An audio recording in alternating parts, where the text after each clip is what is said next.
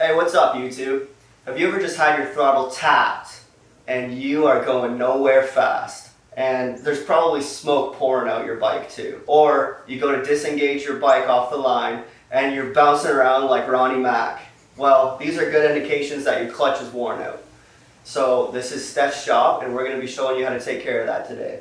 So this is a 2006 Suzuki RM125 engine. Let's get to work. So first thing you want to do is remove your clutch case cover. That is just an 8mm bolt. Now, power tools, I don't frown upon them on this light duty stuff, but you do need to respect the tool because there's a possibility that you could do some damage. So as you remove these bolts, you also want to loosen them initially on a star pattern.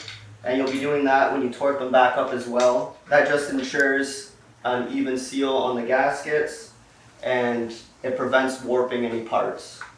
So obviously before you start this, you're going to want to drain the oil.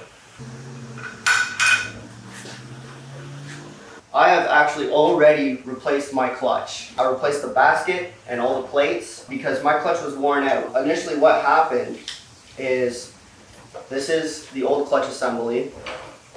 When you disengage your clutch, the springs push in, or sorry, they come out, and that disconnects your engine from your transmission. Now what happens is these baskets, as these friction plates move around, they actually groove out your basket.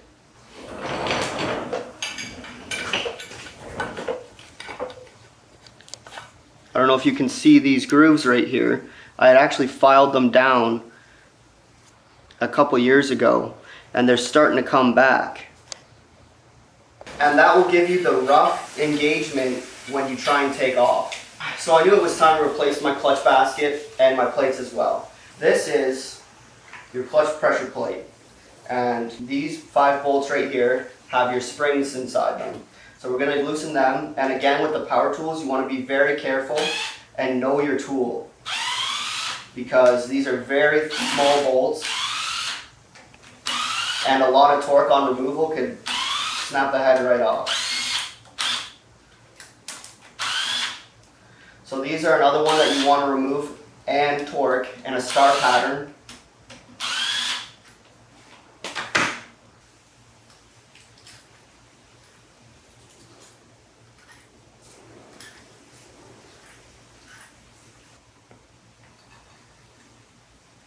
So as you remove the pressure plate, you really want to pay attention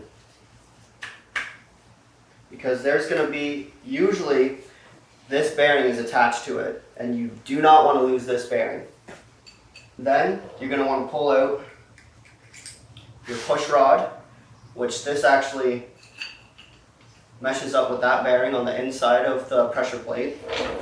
And then now you can see the full clutch assembly. There is a nut right here that's holding the basket in and everything in place. This nut is torqued to 50 foot-pounds. I knew I had to take it apart, so I just left it loose. So right now we're able to slide everything right off.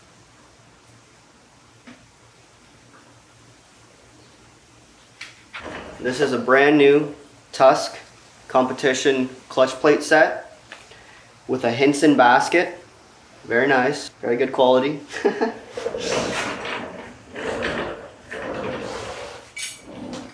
Now before we go any further, this is the original clutch basket.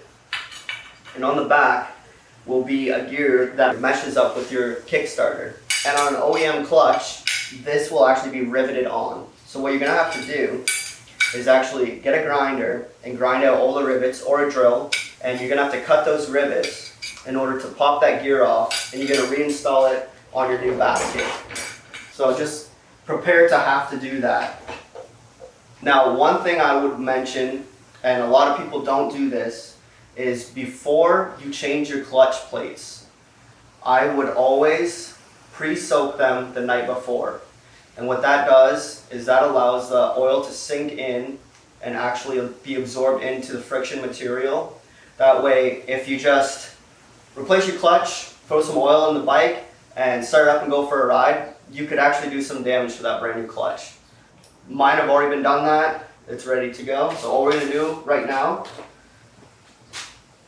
is we're going to take this new basket. We're actually going to slide everything right out with the inner hub.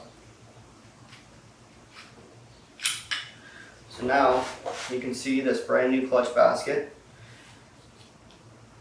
And this is the gear I was talking about. And with the new basket, you actually just screw it back on, and then you peen over the ends, and you use Loctite as well. And that helps hold everything together. Then we have our new plate assembly. And this is what I was talking about. So there are lots of little grooves in there. And that is from, like I said, when you engage your clutch, or when your clutch is disengaged and you go to re-engage it and take off, and all those plates are turning very slightly like that. It's like shuddering, and it's happening very fast. But what that does with those grooves and that play in between them, it really affects how you start. Okay, so we've got our new inner clutch hub. And I've already lubed the back pressure plate section. And now what we're going to do is we're going to install our friction discs and plates. So we have our pre-soaked friction discs, and we're just going to slide that one on. Next up is a plate. We're going to slide those on into the inner splines, just like so, and then continue on to a friction plate.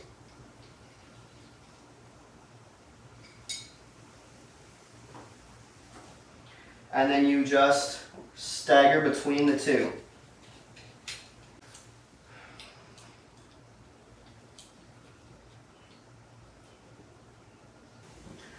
Okay, now with all your discs and plates on the inner clutch hub, we're going to take your clutch basket, and there's actually, on this bike, there's a washer that goes between the two. You want to make sure that's in there. And we're going to slide the outer tangs of the friction discs into the basket. Okay, so as you can see, our assembly is one again. The brand new friction discs, brand new plates, a brand new inner clutch hub, and a brand new basket. So this clutch is going to be smooth. So now we want to reassemble everything. We just want to go over everything first and make sure it's nice and clean. So we're going to take the whole assembly and we're going to slide it onto this bearing in here, and we're going to have to mesh up the gear.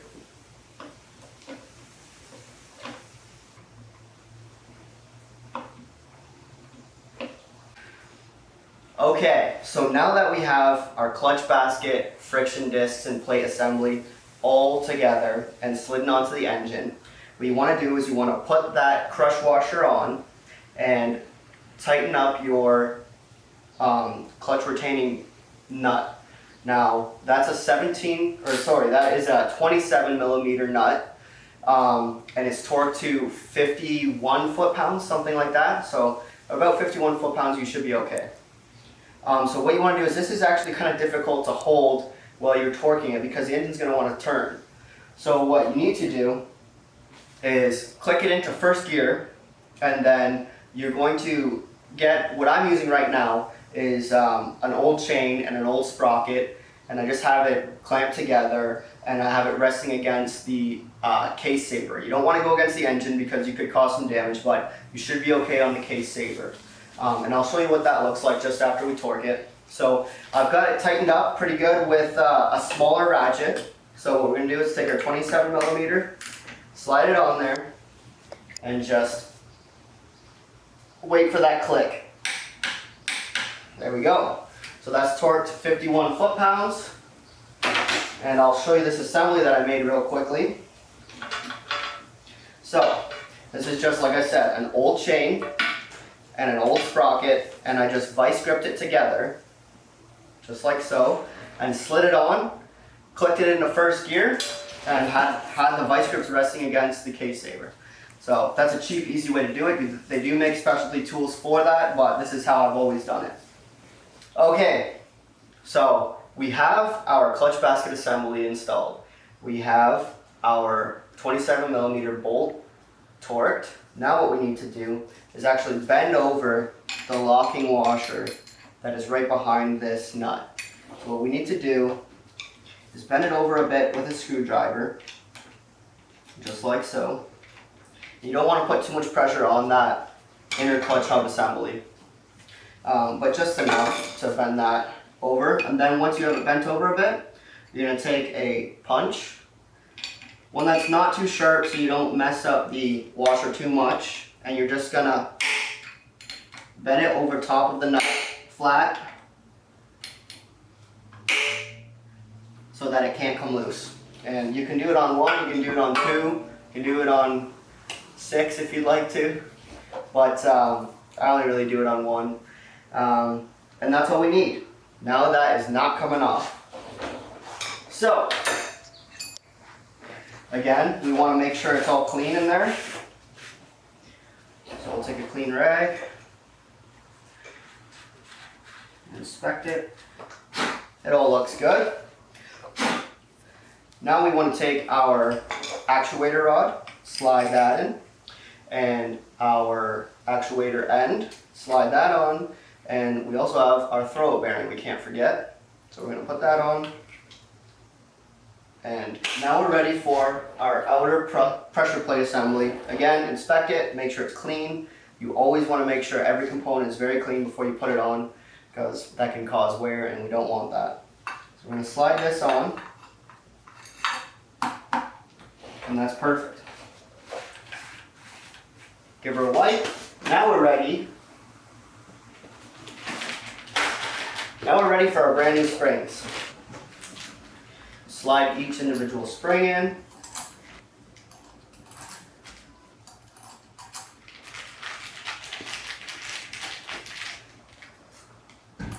What do you know? This one came with an extra one. Since this pack came with an extra spring, I'm just going to double check and make sure they look the same, and they do. So, after the springs are installed, we're going to take our little teeny tiny spring retainer bolts and we're going to screw them in.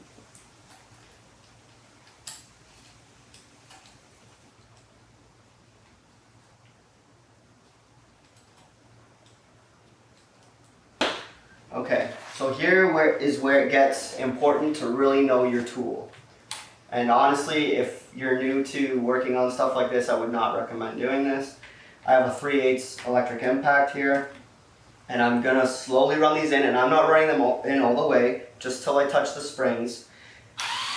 And I'm going to do it in a star pattern.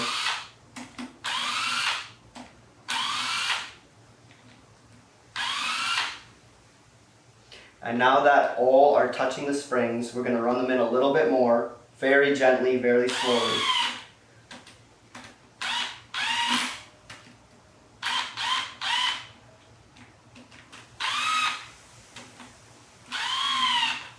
Okay, now that we're in a little bit further, we got to go one more time. Again, very, very carefully now.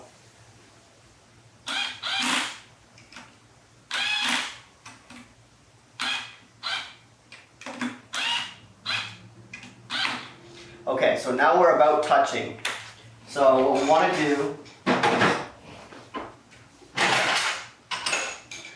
is just to use a normal 3/8 or 1/4 inch ratchet and finish tightening them up. Because these are torqued to only 3 foot-pounds. So I'm not even going to torque them because my torque wrench, the lowest it goes is 20 foot-pounds. So we're barely going to tighten them.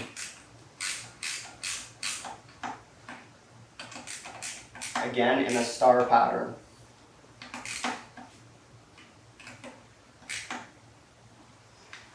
And then I like to go over it one more time just to make sure.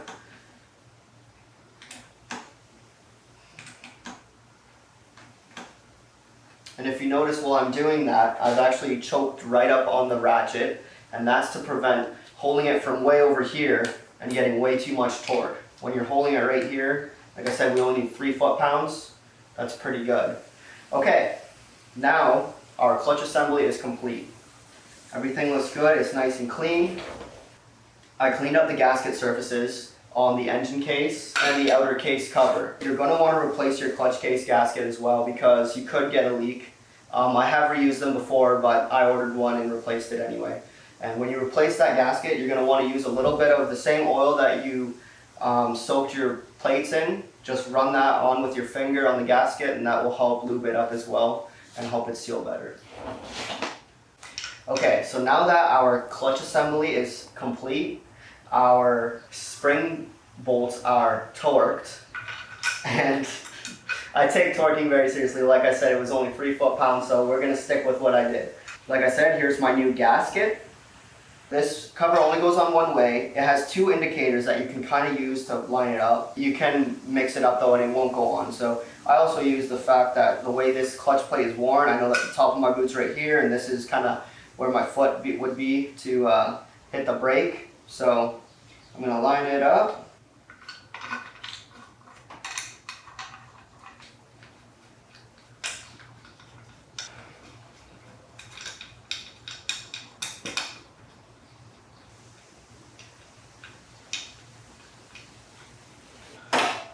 With all of our clutch cover bolts started, we're just going to run them on very carefully again, just till they're almost touching. We're going to try and do this in a star pattern. And now that they're on there, you're going to torque them up.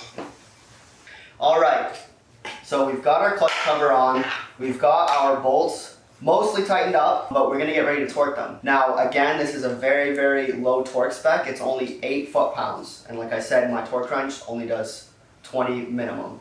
So we're going to take our little tiny 3/8 ratchet again, and we're just kind of going to tighten everything up, snug, in a star pattern, always.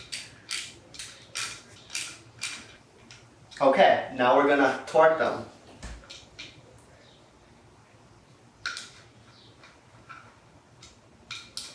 As you can see, I have my hand choked up on the ratchet again, and that's just going to really ensure that I don't put too much torque on these bolts. And we're just going to go around it one more time, all the way around.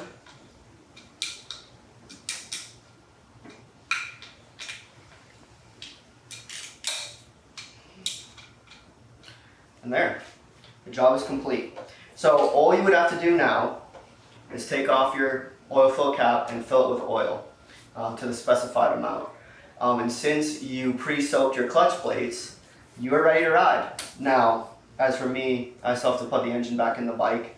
This is a job you don't need to pull the engine out to do. It's actually very simple to do it in the bike. You can even put the bike on its side on the ground and just work on it up above. But for instructional purposes, I am showing you. Other than that, you're good to go. So now your clutch engagement is going to be silky smooth.